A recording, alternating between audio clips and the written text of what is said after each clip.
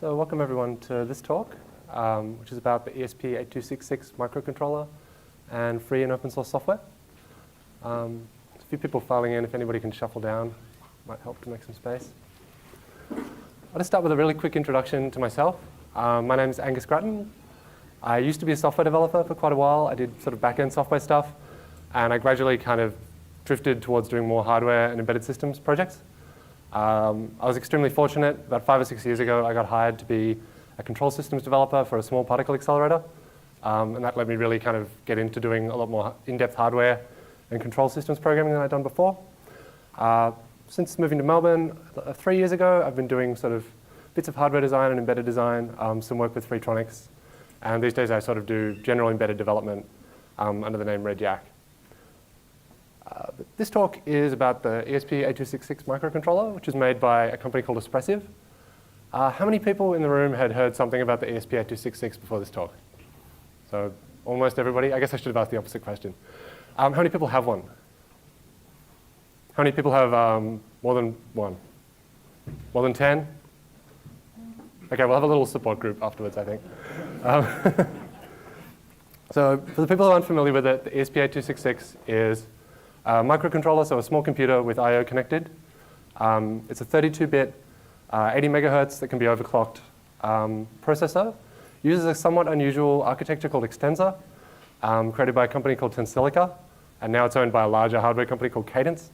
It's a little bit like ARM if you're used to ARM. The Xtensa architecture kind of scales from very small microcontrollers to large computers that run Linux. We're right at the small end here. And like ARM, they don't actually make the chips themselves, but if a company like Espressif wants to make a chip, then they can license the Xtensa design for the core they want from Tensilica Cadence and then put it in their chip. So the really useful thing about ESP8266 is that it's got Wi-Fi built in on the chip. You also get quite a lot of RAM of different types and sort of general resources for a chip of this kind. You have some peripherals, sort of general pins you can connect, I/O buses of various kinds, and some low power modes so you can go into sleep. All of that, I guess, is pretty common these days in the 32-bit microcontroller world. It's maybe even a little bit low compared to what you get otherwise. But the real thing you get here is that you pay kind of less than $2 for a single one of these you can buy from China. I put the price in US dollars, not Australian dollars, because the exchange rate keeps changing, and I figured I didn't want to be standing up here saying it's only 10 Australian dollars. So the structure of this talk, in a quick slide, is I want to talk really quickly about the history of the ESP8266 and how it came to be. A little bit about the benefits and the problems of working with it, because it really is a mixed bag. Then I want to get into the way that the ESP8266 kind of is related to the free and open source software community, and a little bit about some of the reverse engineering efforts that myself and some other people have been part of, and an open source project called ESP OpenRTOS. And then I have a few sort of quick comments about what I think we're going to see in the near future about this stuff, which I think is pretty exciting. So Espressif as a company is based out of Shanghai in China. They were apparently founded around 2008. Their website in around 2010, 2011 had them selling IP for hardware designs, for silicon designs. So this is kind of similar to what I was saying about Cadence and Xtensa, is that if you wanted to make a chip, you could license some hardware from them. They had designs. And if you know a bit about hardware and you look at the list on the right-hand side, you can see that there's a lot of things there that you would want if you were going to do something with Wi-Fi. So I guess it's not surprising that a couple of years later, they brought out their first chip, the ESP8089, that was announced in 2012, came out in 2013. If you remember back to that time, it was really the heyday of the kind of cheap and cheerful Android tablet that was starting to turn up in supermarkets or like department stores. Most of them weren't very good, but they did hit a very, very low price point. And I think this is essentially what the ESP8089 was targeting. So for example, here's a shot of a main board from an Android tablet around that time. You won't be able to read it, but the bottom right chip is the ESP8089 on a little module along with a Bluetooth chip made by MediaTek. And this sort of just comes in these Android devices. I don't think it went into too many other things. It was mostly Android devices. These days, you actually don't find quite this many silicon vendors or chip vendors on the same board that much with Android stuff. It seems to have gotten really, really heavily integrated. But at this time, especially in the low end, there were lots of people kind of mixing stuff up and selling cheap parts. So the ESP8089, because Wi-Fi is very complicated, actually has a little CPU in it. And that's not uncommon with Wi-Fi devices. They nearly all have a CPU that runs a firmware. So the drivers for this Rockchip kernel, for the board that I just showed, has the firmware directly in the driver, just as a binary. So there's just like a big array of bytes, and it pushes it up to the chip, and then the chip does the Wi-Fi and communicates with the main Linux kernel. This is not how you're supposed to do firmware loading in Linux. There's a whole nice firmware loading mechanism that gets around this problem, but I mean, if you're a sort of quick and dirty hardware company and you just put something out, I guess it works. Whether or not it's a GPL issue kind of depends on your issues or attitude to GPL kernel modules. So that was ESP8089. Late in 2013, the first spec sheets came out for a new chip called ESP8266. At this point, it wasn't well known, even in China, I think, and certainly not outside of China. The early spec sheets focus on this kind of Wi-Fi interface plus the ability to do a little bit more. So they're trying to sort of branch out of just pure Wi-Fi interfaces. Something else happened around this time, though, which was in 2014, new buzzword came along. Everybody will have heard it, probably heard it way too many times, the Internet of Things. And Espressif sort of heard about it too. They hired a graphic designer who obviously likes stock photography, and they rebranded their website around the Internet of Things. And later that year, the very first ESP8266 modules started hitting the market. So you could buy these from Chinese vendors through websites like AliExpress or Taobao. Quite a lot was sold through Seed, who are sort of the largest and best known open source hardware focused manufacturer seller in China, even though this isn't open source hardware. And at around the same time, the website Hackaday got wind of this and ran a big article about it. This is how I found out about ESP8266. I think it's how a lot of people in the kind of hacker hobbyist community found out that there was this thing called ESP8266. It was a pretty popular article, and they're pretty excited because you could get Wi-Fi for $5. What's not to like, I suppose. Of note, kind of looking at this, the website Zeptobars, which is this great website that takes chips, boils them in acid to get rid of the casing, and then photographs them under a high-power microscope, got hold of an ESP8266, and the silicon itself is still marked ESP8089. The differences are apparently some slight differences in the ROM, and it's a different chip packaging. But it's certainly a case that Espressif were building, obviously, the same IP and finding different uses for it, kind of building it up. So at this point, ESP8266 was being sold as a serial Wi-Fi adapter, and you'd use AT commands to configure it and make it work. The 80s have never left us. The AT commands are alive and well. The depressing thing is when you work with kind of big name modules from kind of bigger vendors, you often find that they love AT commands as well. They just do everything through AT commands. I guess it works, so why fix it? Maybe. And the model there was that you had your main processor, some other microcontroller, and it would be talking to the ESP8266 over serial to say to go onto the Wi-Fi and make an internet connection, do something like that. There was an SDK available from Espressif. Apparently, you had to sign an NDA. You had to convince them that you were a hardware manufacturer who wanted to make lots and lots of these things, and then they'd give you access to some documentation and an SDK. So instead of using AT commands, you could actually program the chip directly. And this is kind of common with a lot of Chinese hardware. There's a model called Gongkai that kind of was a name made up by Bunny Huang to describe what he saw with this stuff. So Bunny's a great open source hardware hacker. If you haven't read his stuff, go and read it. It's excellent. So he was sort of seeing a lot of this kind of sharing of information, data sheets, schematics, sample code, sort of peer-to-peer, but behind closed doors. So certainly in a Western copyright sense, not a legal thing, but if I'm a Chinese engineer and I've got some data sheets from a company that I've signed an NDA with, and maybe you're another Chinese engineer and you've got some data sheets from somewhere that you've gotten from somewhere, we can maybe have a little trade, and you get some information and I get some information and we make some hardware. It's kind of different to just posting it on the Pirate Bay, but it's a sort of one of these gray area things. But it's, according to Bunny, very common in China, and he sees some sort of parallels to the sharing culture in the open source world, even if it's through a totally different mechanism.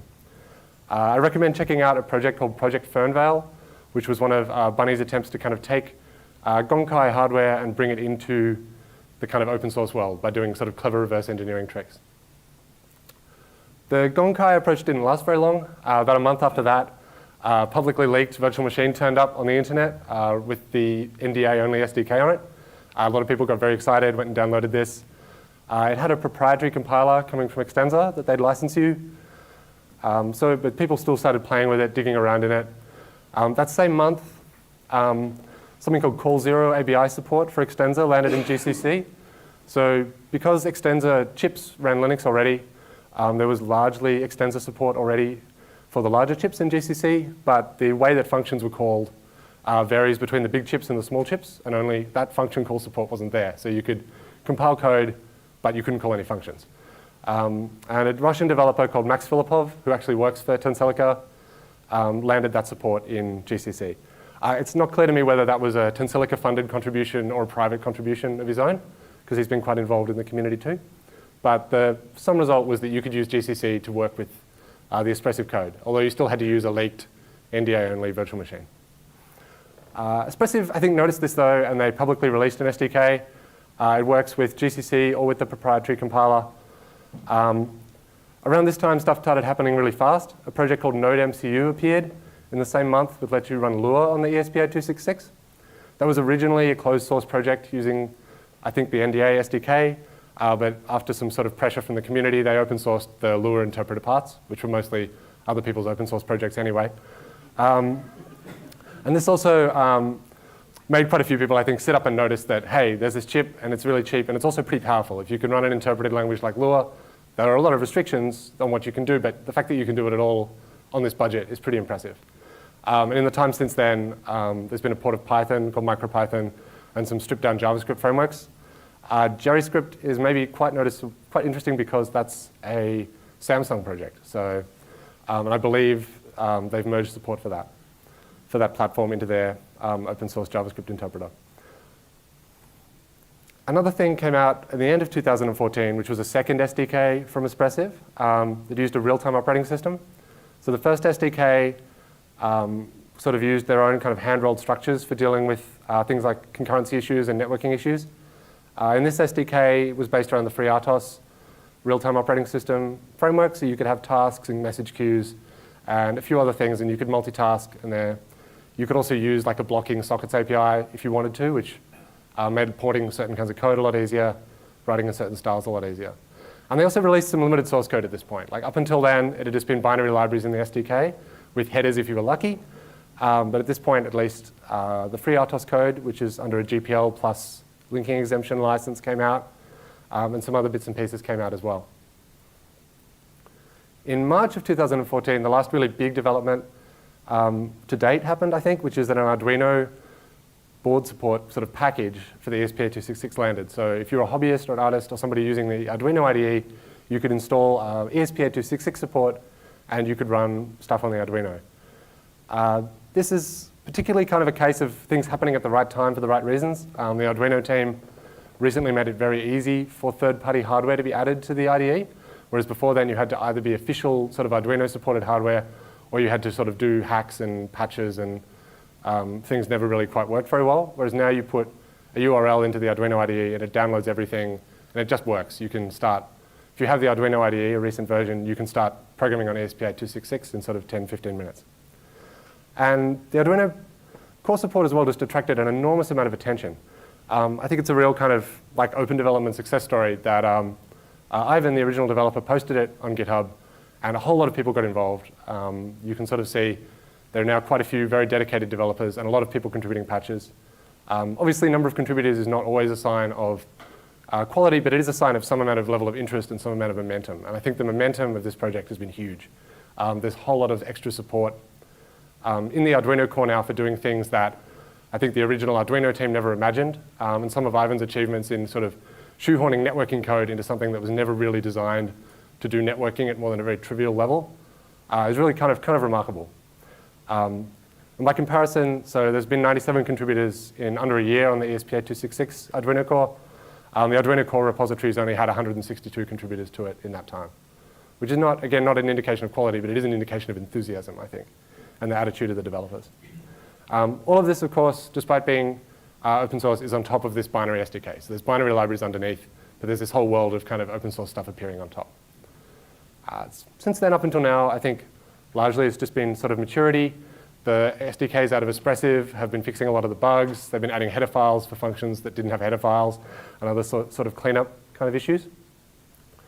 And the situation now, there's tons and tons of development boards you can get if you want to do an ESP8266 project. These are some that I think are particularly noteworthy. The top two are from SparkFun and Adafruit, who are the largest kind of open source hardware-oriented, hobbyist-oriented American companies. The bottom two are the NodeMCU board and the Wemos board, which are coming out of small Chinese companies, and they're starting to bring out quite innovative, interesting hardware for hobbyists as well, because they've seen that there's a market.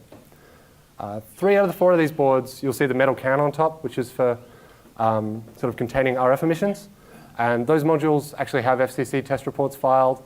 As long as you're reasonably sure you're buying from the vendor that filed the test reports, you can be reasonably sure that you're getting something that you could use potentially in a commercial product.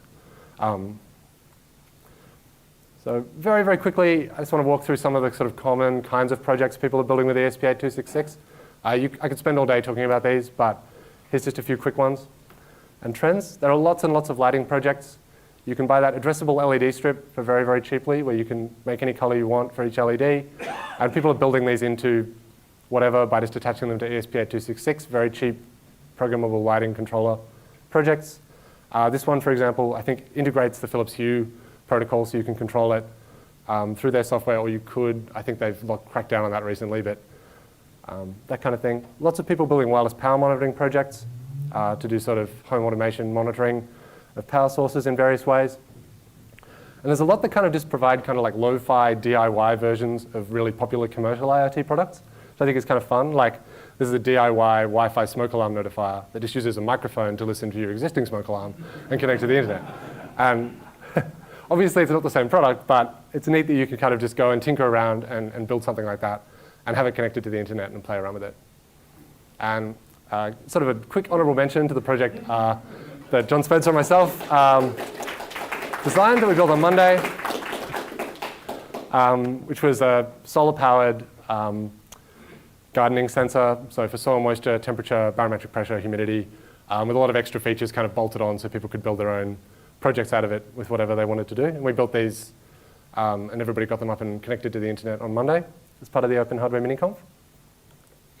There's been a few Kickstarter projects sort of building bigger things on the ESP8266, in terms of quantity, that is, sort of more than one-offs. This project was called Moodlight. It was a Kickstarter for a global Twitter mood light that would change color depending on sentiment analysis of Twitter. There's been a few of these kind of Kickstarter scale projects. There haven't been a lot that I know of sort of commercial large-scale projects. The only one I found when I was researching this talk is this direct from China, Chinese market, LED Wi-Fi controller that just has an ESP8266 in it. And somebody bought it and sort of published that. However, I know at least 1 or 2 Western kind of startup companies are developing based on ESP8266 and they're interested in it. So we might see it turning up in sort of consumer hardware maybe in the future. Who knows? Despite all this kind of success and growth, ESP8266 is not without shortcomings. One of them is that there's not a lot of documentation. So even quite simple microcontrollers, the ATmega328P is an 8-bit microcontroller on the most common Arduino boards. It's very simple. You get about a 500-page data sheet and a whole bunch of additional app notes from the manufacturer. The STM32F0, 42, and 72 are the smallest, simplest 32-bit microcontrollers from ST. You get a 1,000-page hardware reference manual plus a whole lot of application notes. ESP8266, you get about 300 pages that covers the hardware, the software, the SDK, everything more or less from the manufacturer. Most of the rest of the information is buried in forum posts and blog posts and questions people ask on IRC and sort of muddle around and figure it out. And as far as I can tell, that's not a difference in language differences. The Chinese language documentation seems to be about the same quantity of documentation. However, not having a lot of documentation is not that uncommon for a lot of kinds of consumer-targeted hardware, the stuff that gets made in really large quantities, quite often, because if you only have a few customers for your chips, but they're all buying tens of millions of chips, you can afford to just answer their questions as they ask them, or even send an engineer to their site to answer their questions. So I think that's kind of the philosophy that the Espressif people probably came out of in their backgrounds, and they're sort of just letting the community fill in the gap between being able to provide lots of field application engineers to sort of small-scale operation. There's also just weird hardware behavior. This is one example. It's just a little capture on my oscilloscope to illustrate something. The blue trace, it's quite a noisy trace as well, but I think that's the environment I captured it in, not the ESP8266. The blue trace is the reset line on the microcontroller. So when it's down, it's reset. When it comes up, it comes out of reset. The yellow line is just one of the I/O pins. It's GPIO number 2. And GPIO number 2 does 2 weird things when you reset. On the left-hand side, you can't see it on the scope trace, but if it's not allowed to go high at the beginning, you go into a different boot mode, and usually the chip just won't work. And then immediately after that, you get the 26 megahertz like main crystal oscillator comes out there as a clock output. In this case, it happens for a while, and then this was running the Arduino firmware, so it immediately stopped because the Arduino developers turn it off as soon as they can. But it's the kind of thing that will trip you up because most microcontrollers don't have a lot of pins that have strange default functions like this, but ESP8266 has a few. I think this is probably just technical debt from whatever the original applications of the chip were. They haven't had time to sort of clean up the rough edges. But there's more pins like this that have to do a particular thing in a particular way, or you might find out later that your chip doesn't work like it, your hardware doesn't work like it's supposed to. There's a weird default baud rate. Everybody who finds this finds out that by default it communicates at 74,880 BPS. This is not a baud rate I've ever heard of before. What's actually happening here, I kind of figured it out after going like, what? This is weird. And most people, a lot of people will sort of start up and the SDK will print some stuff at the weird baud rate and then they'll switch to a normal baud rate. So you'll just see sort of garbage for a bit and then normal output. The ESP8266 can run on any crystal speed between 26 and 40 megahertz. It doesn't change the CPU speed, but it changes the multiplier. If you run on a 40 megahertz crystal, you'll get 11,5200 BPS, which is a very common baud rate. If you run on the 26 megahertz crystal, you get that proportionally lower, which is 74,880. The weird thing is that everybody uses 26 megahertz crystals. Even Espressif use 26 megahertz crystals in the modules they sell and in their example circuits. I'm not sure why they kind of went with pushing that option, given that it makes this weirdness, but they have. So everybody kind of deals with it. This is a big one for people that are thinking about kind of serious uses for ESP8266. I think a lot of hobbyists kind of just don't care, YOLO, who cares, TLS, right? But the library that they've chosen to use to implement TLS only supports v1.0, which is fully deprecated. Most websites won't accept it these days, or 1.1. It only supports RSA. It only supports relatively short keys that are no longer recommended. I thought that longer keys were now supported, but when I went looking for documentation, I couldn't find any.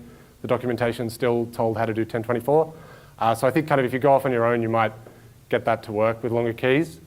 But it's hard and it's not really supported as far as I can tell.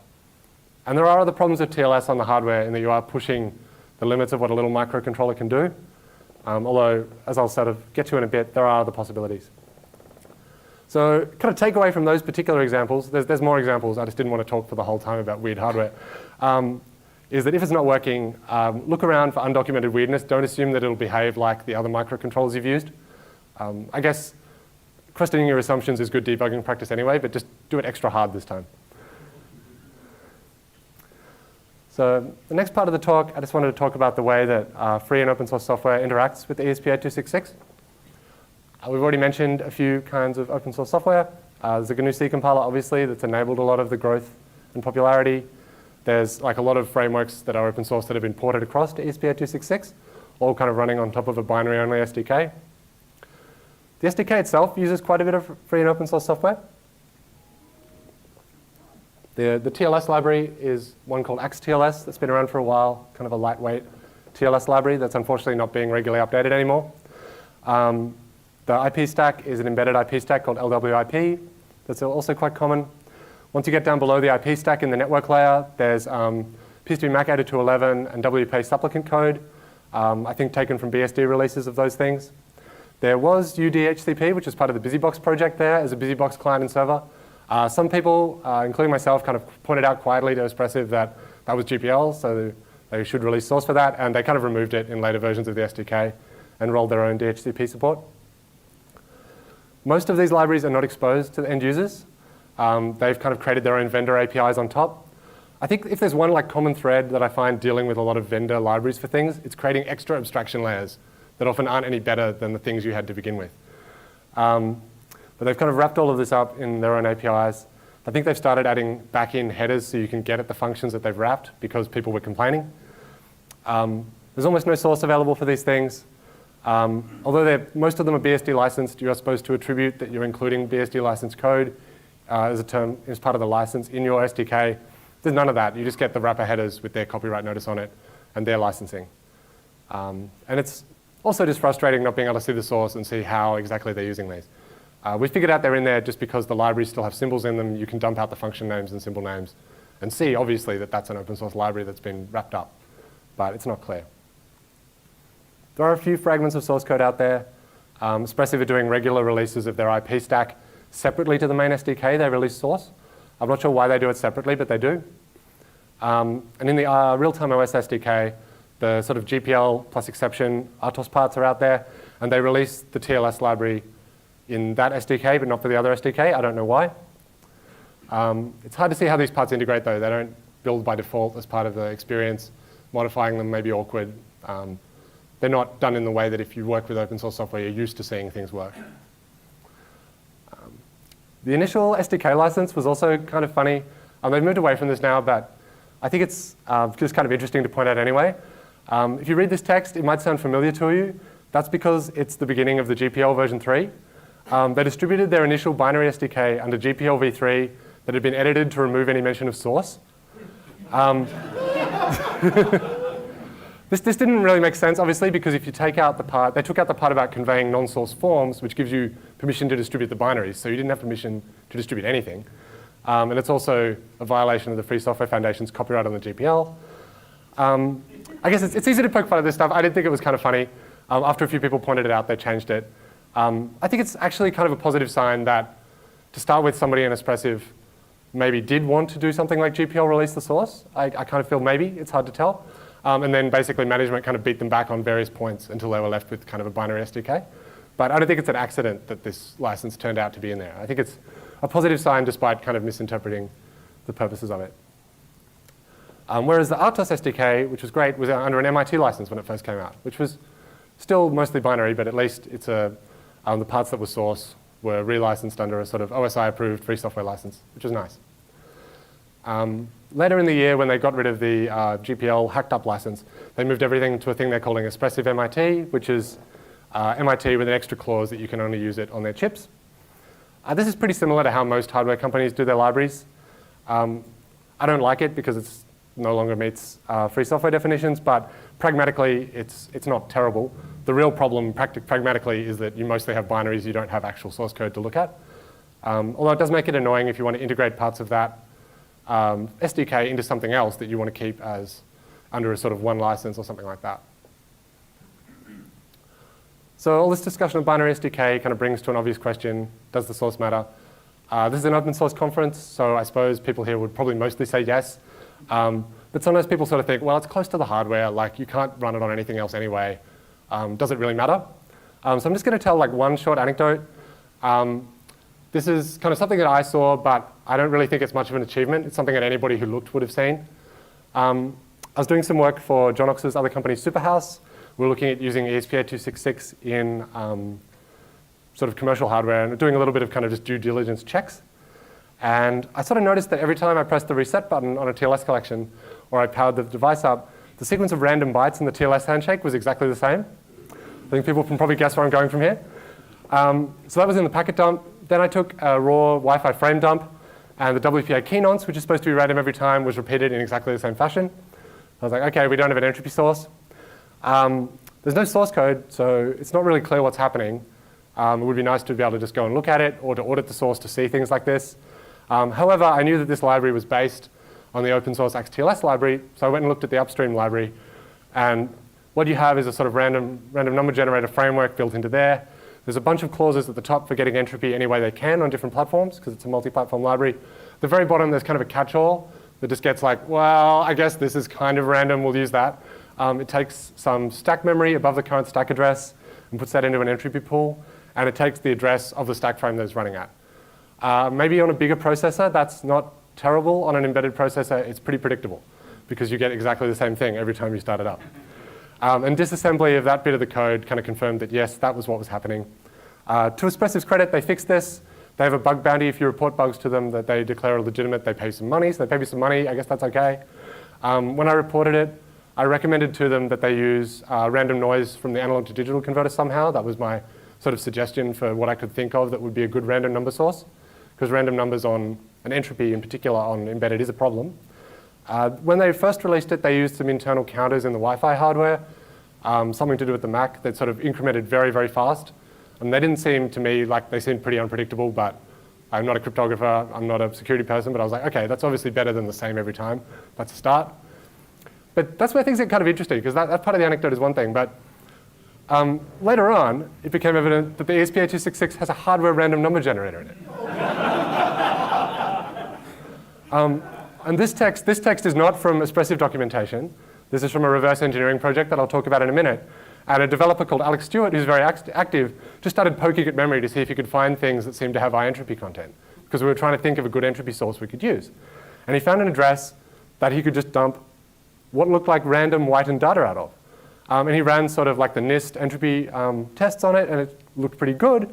And he said, well, what is this if it's not a random number generator? And it turned out Espressif, a couple of releases later in their SDK, had also independently started using this as their random number source, XORed with some noise data out of the analog to digital converter. So well done me for suggesting that. But we hadn't noticed that at the time because the releases were coming out pretty fast. It's kind of a simple example of where if you don't have any documentation and you don't have any source code, there can be really good ways of doing things that the vendor may miss because they're a hardware company doing software, which is traditionally bad, and they're doing it on a budget, they're doing it very fast. They can't catch everything. So that kind of also serves as an introduction to the reverse engineering effort. There is a small but fairly active effort to kind of reverse engineer the SDK and the hardware and figure out exactly what's going on in there. There are a few resources here if people are interested. The slides will be available after the talk, so you don't have to copy these down. There's a wiki with lots of bits and pieces. That's where that quote that I published came from. There are some interesting tools.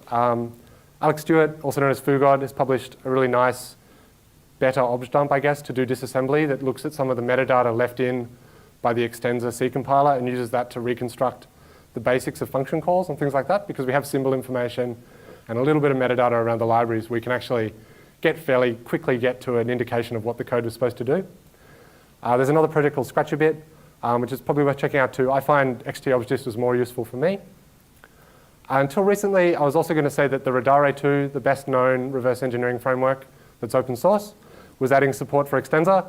And then this week on IRC, somebody on IRC called Old Topman showed me this screenshot, which actually shows, it's probably not readable, but the left-hand side, disassembly of Espressif SDK code, and the right-hand side, a call graph kind of reproduced from that. So those patches are floating around. I don't think they're in the mainline Radare 2 at the moment, but they probably will be soon. And you'll be able to kind of do better reverse engineering with Radare 2 if that's your tool of choice. And I've been focusing my reverse engineering efforts on a project called ESP OpenRTOS, where we started from the last MIT licensed RTOS SDK because we could use it under a sort of easy open source initiative free software license. And we're trying to open source as much of those parts as we can. We've licensed the core project under BSD.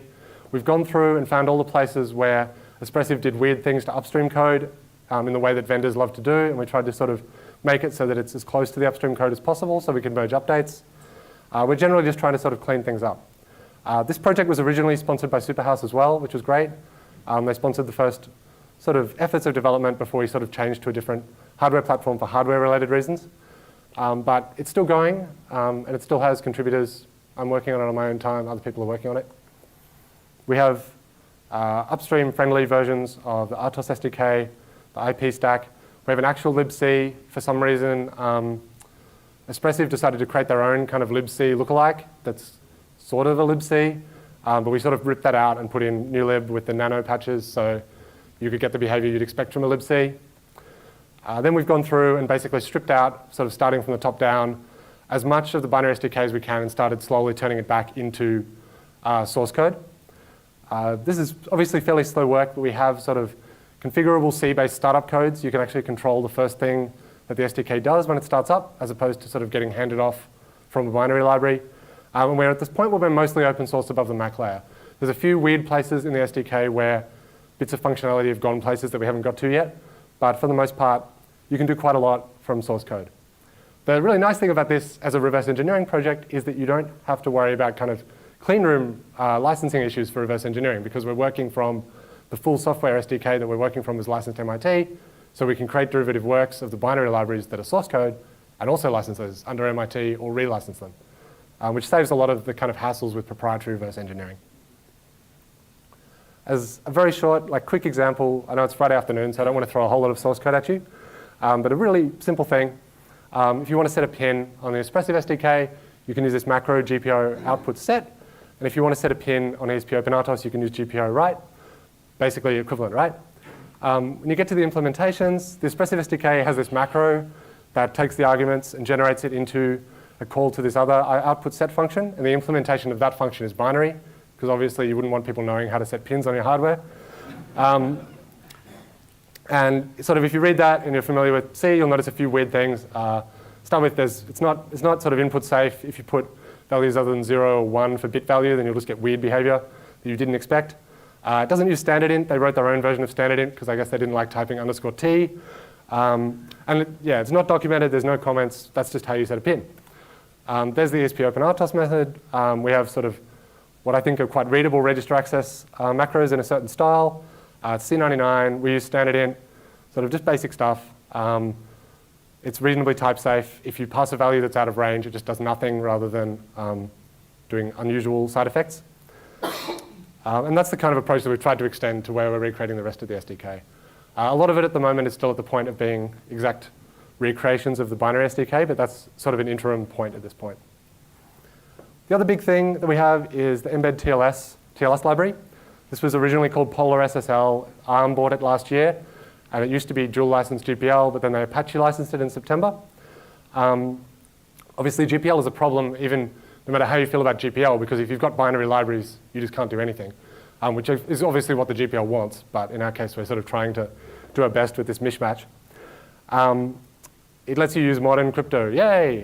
You can have long keys, you can have elliptic curve, you can do certificate chain validation, you can do CRLs, all that kind of thing. The code base is audited, the code base is actively maintained. That's not the same as saying the code base is secure, but it's obviously a good start, and we think it's the one to bet on in terms of supporting a TLS library. There are still limitations using it on such a small microcontroller. It uses a lot of RAM. We had to do some clever hacks on the internal side, because before then you couldn't load read-only data byte-wise from Flash. You had to write special access code to do word access. So we added a sort of underlined load handler so you could get around that. And there's quite a few kind of other third-party libraries that we're in the process of porting over to ESP_OpenRTOS. And because we're hacking into the binary SDK libraries at the moment, we have a kind of fairly horrible build system that pre-processes them to rip out the parts that we've already replaced, and namespaces all of the binary symbols with a prefix so that it's obvious what came out of the libraries.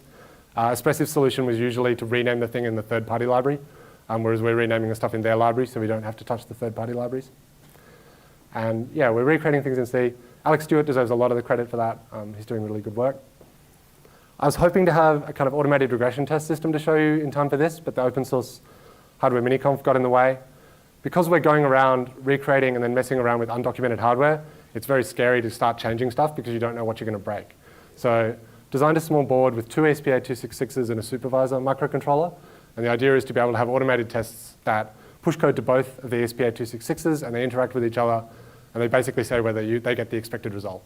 So you can run it almost anywhere because it sets up its own little networks, and it should show reasonably quickly if we've made obvious regressions when we start actually changing the APIs. And that obviously gives you that slightly more secure feeling that you're hacking away in the dark, but you'll get somewhere. Once that's in place, we've got some more decompiled code sitting in a branch we'd like to merge. We're at the point where we can disassemble all of the binaries and then run them through the assembler as part of the build process and get something that's very, very close to the original binary. Once we close that loop, we can put the disassembled binary libraries in our source tree, which it's still horrible, but it lets us kind of add comments and change little bits of it if there's an off by 1 errors and things, or calls to string copy where there shouldn't be any. Somebody mentioned that yesterday in their talk. So we can start to sort of make little changes as we convert it to C code and try to sort of clean it up. So the status of the project is it's definitely in development. It's grown beyond a single person's pet project, which makes me very happy that other people are finding this useful and contributing. But it's still quite an immature project. We have to mature it more. This is my little call out to come and help if you're interested in this. If you've done some embedded development, you're interested in really messing around with hardware on C, it's an opportunity to kind of play with something kind of unusual and work with it. We have code of conduct, we have coding standards, how-tos for getting involved. The documentation is a little bit patchy at the moment, but if you find something is not well documented, please just come and tell me and we'll work through it because I want it to be better documented. If all of that sounds a little bit too much like hard work, I don't blame you. It is fairly hard work, although it's rewarding. I would recommend if you just want to play with ESP8266, go and get the Arduino libraries. They're easily the best way to get up and running on ESP8266. And those 2 Chinese development boards that I showed, especially the Node MCU board, which is open source hardware, are good ones to start with. They're cheap, They're plentiful. They have quite clever features in them to work with the ESP8266 hardware. So very quickly, because I'm almost out of time, I wanted to talk a little bit more about how I think this is an indication of something we're going to see more of. Fabless semiconductor manufacturing in China is really exploding. One of the things I like doing is just like going around and finding random Chinese semiconductor websites and looking at whatever kind of chip they specialize in. I think small companies are going to be noticing that Espressif have had a success here with the hobbyist market. And if we're lucky, some of them may have a better attitude to open source than the sort of almost but not quite attitude that I think Espressif had. The big companies are noticing too, but you know. ESP82 is coming. It has 2 cores, it has more RAM, it has more pins, it has Bluetooth, it has hardware crypto acceleration, it has everything. It's currently in private beta testing, and the people who are beta testing it were asked not to talk about it. It uses the real-time operating system SDK with the same licensing as before. A lot of the software support is still TBA, and I noticed that the free RTOS parts of the SDK, there's no source code yet, so they're GPL violating there. Not that they probably care. And I think that this is really interesting and exciting, but I think it took a while for the SDK on the ESP8266 to get to a really usable point. So we're probably about a year out from this being really good, would be my guess, but I don't have any special information to know. Final slide is a takeaway. I saw this quote from Clifford Wolf, who's an awesome hardware hacker who's currently working on doing open source FPGA toolchains, and I just really liked it. He's talking about essentially how manufacturers don't always predict all of the things that are going to be done with their hardware, and the creative people can try other things. And I think this is a great example of that, because I don't think Espressif really would have anticipated how popular the ESP8266 would be with hobbyists. They certainly wouldn't have thought that they'd be the most popular Arduino core with the most growth, kind of beating out solid efforts by companies, big companies like TI or Intel to get into the Arduino space. And a lot of that is enabled by free and open source software, and it's why we should push for more of this stuff to become open. Very quick thanks to Alex Stewart and Ivan, the main Arduino core developer, who have really done really good contributions to this stuff, and Superhouse for sponsoring the initial work that I got to do. And Laura Thompson said to put something cute on your final question slide. So this is a picture of my cat supervising ES plant testing. Does anybody have any questions?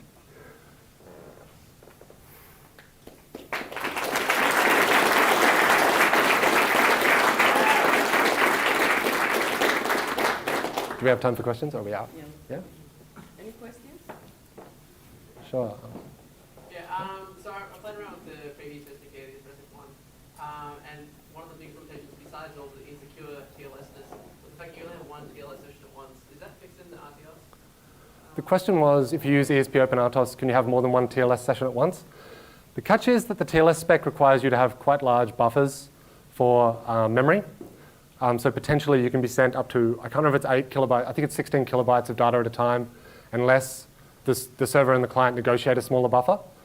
You can have multiple sessions, but you have to really squeeze to fit that in memory unless you can safely say you don't need to do that. So if you're talking to your own website or your own server, then you can negotiate a smaller buffer size. But if you're talking to the open internet, there's always a chance you'll get sent more data than you can decrypt by the spec. There's one little hack that I think, or hack or modification I should say, that I think might reduce the memory overhead on Mbed TLS a little bit, but I haven't had time to try it. But you can definitely have multiple sessions. The question is just whether you're able to without running out of RAM. Do you know how many it works with? I think you could do 2 probably without shrinking the buffers. I think you could probably get away with 2 if you used elliptic curve and you could control the server. Maybe more, but you're going to reduce the amount of other RAM you have to do other things, I guess, because it's all going to be TLS buffers. Run a HTTPS server and do a HTTPS request out at the same time. Right. I think possibly, yeah. We can talk about that more afterwards if you like. Yep. Kind of like follow-up, roughly how much space, RAM and storage-wise is left when you're running your ESP RTOS like 4? I think without doing anything out of reset, like, how much RAM is left that you have to work with? From memory, coming out of sort of when the SDK part hands over, if you haven't created any tasks or anything, you have 40K of RAM, I think? Yeah. Is that with TLS? No, that's without doing anything. Once you start doing stuff, you're eating into that budget. Yeah. There is a patch that Espressif applied in a later SDK that reduces some dynamically calculated buffers and moves them out. And we're hoping that we can recreate that onto the open RTOS or something similar once we get to that point. Yeah. Yeah?